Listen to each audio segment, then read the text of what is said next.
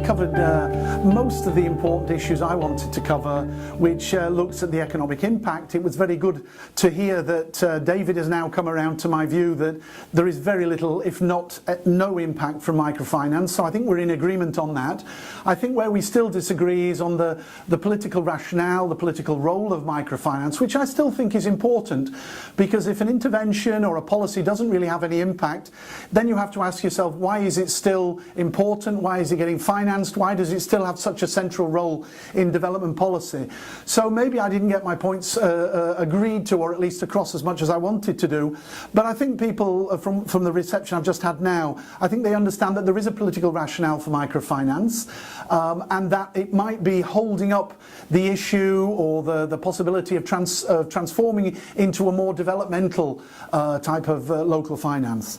I think what also was interesting to me was this issue of looking at the alternatives to microfinance, because I think, particularly in the aftermath of 2008, where we know the financial system was extremely dysfunctional, that we're looking at the alternatives, and we realise that we have to create the enterprises in the local community everywhere, not just in developing countries but developed countries, that are sustainable, growth oriented, use a bit of technology, that service non-local demand, that have good levels of training and aspire to higher wages and formality.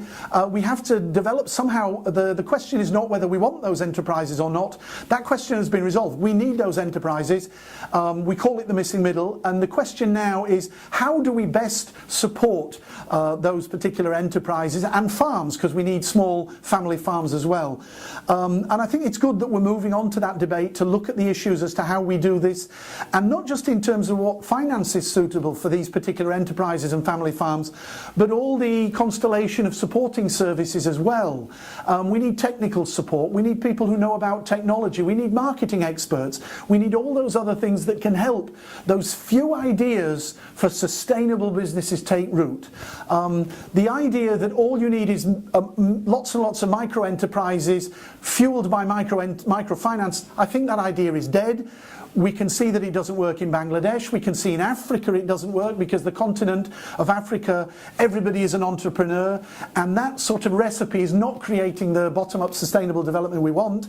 So we need to move on to other areas of development and mobilize local financial systems, which history shows have worked at different times and in different contexts, but other countries coming after them can learn from those experiences. So I'm very much a big believer of learning from other historical experiences. Why to reinvent the wheel when we can see what other countries do, and we can look at their lessons and we can try and put them into our own context? I think that's something that came out of the debate today, and I think that was agreed between myself and David, and I think most people there agreed that we need to spend more time looking towards existing models and less time looking at the ideology and formal econometric and mathematical models. Let's look at what works in the field and let's run with it regardless of the ideology. I think that's the one key takeaway. That's the one key thing I come away with.